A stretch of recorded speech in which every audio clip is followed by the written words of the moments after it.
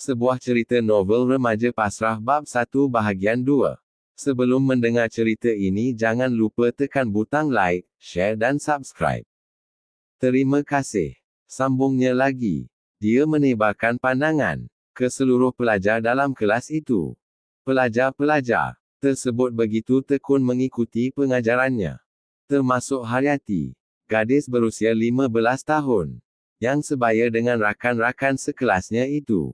Begitu memberi perhatian terhadap maksud dan huraian surah tersebut. Matanya yang hitam dipagari bulu mata yang lembut dan lentik, memandang tepat ke arah Ustazah Hamidah. Seorang ustazah yang begitu tulus dan ikhlas menyampaikan pengajarannya. Dia memakai baju kurung warna putih dan berpodah. Kelihatan begitu murni dan bersih. Surah yang dibaca tadi sungguh menyentuh hatinya. Dia merasa seolah-olah surah itu ditujukan kepadanya, meskipun dia tahu Ustazah Hamidah tidak bermaksud begitu. Akan tetapi, ada sesuatu yang menyedarkannya. Hidup tanpa beriman kepada Allah seperti sebuah bahtera yang terombang-ambing di tengah lautan. Bahtera itu akan dilambung oleh ombak, berpusing-pusing ke sana kemari. Akhirnya tenggelam di tengah lautan. Ustazah Hamidah menyambungkan lagi huraiannya.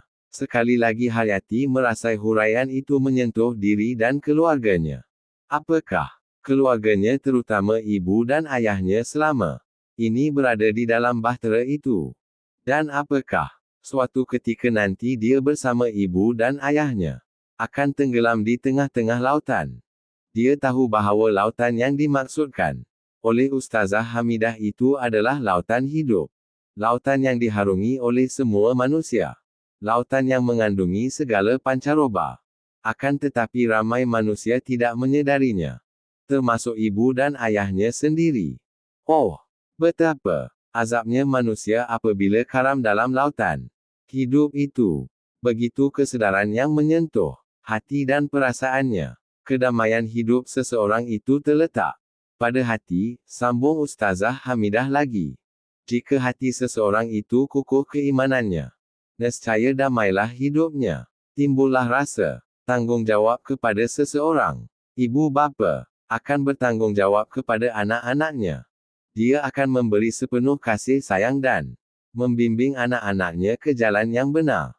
Jika keimanan itu berpisah dari hatinya, akan rosaklah kehidupan seseorang itu.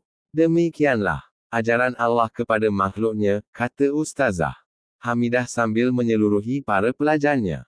Ya, memang benar, jika keimanan itu terpisah dari hati akan rosaklah kehidupan seseorang. Tegas Haryati di dalam hatinya. Apakah aku mahu kehidupanku dan kehidupan ibu bapaku rosak? Tanya Haryati dalam hatinya. Aku tak mahu. Aku tak mahu. Bentak hatinya pula, sambil menggeleng-geleng kepala. Tiba-tiba Haryati tersedar dia mengeleng.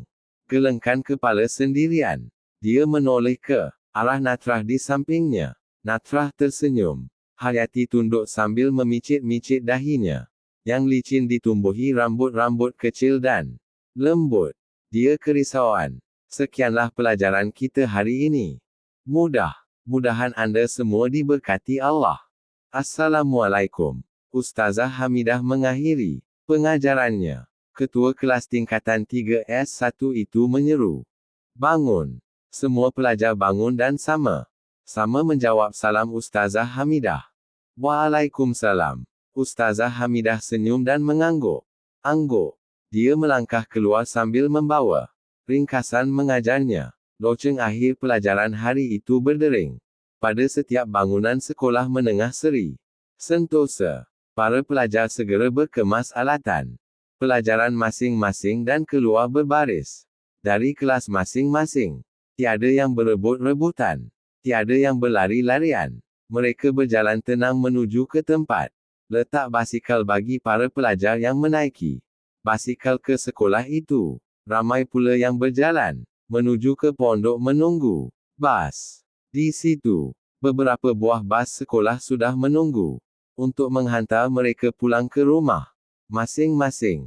Tidak kurang juga para pelajar itu menaiki kereta keluarga sendiri yang berduyun-duyun menunggu di sepanjang jalan di hadapan sekolah tersebut. Pelajar-pelajar itu tentulah terdiri daripada golongan yang berada. Meskipun begitu, semuanya mempunyai tekad yang satu, datang dan pulang dari sekolah untuk mengaut ilmu dan pendidikan. Di situlah mereka diasuh dengan nilai-nilai murni supaya menjadi insan yang kamil, dapat berbakti pula kepada agama, bangsa dan tanah air.